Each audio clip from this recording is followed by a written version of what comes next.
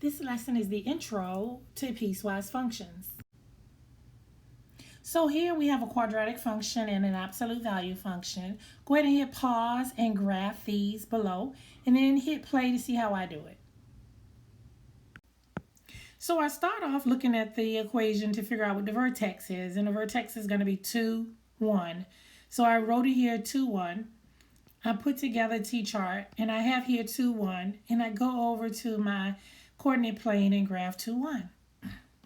I plug in values less than 2, which is 1. So I plug that in here, simplify it, and I get 2.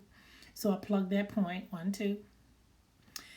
1 point less than 1, which is 0. I plug in 0, and I simplify it, and I get out of 5. So I have that point.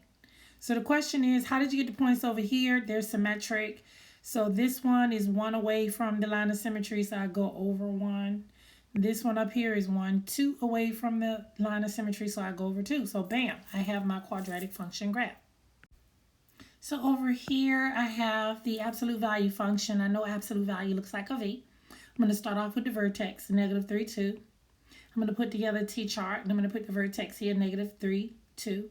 And I'm going to plot points that are less than negative 3. So negative 2, plug it in, simplify, I get 1.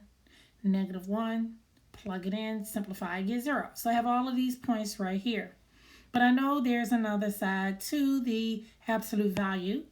Here is my line of symmetry. I notice it's symmetric, so if I go from this point here over 1, then I go 1 past the line of symmetry. Start this point here and then go over 1, 2, then I go over 2 from the line of symmetry, and voila, there is my absolute value function.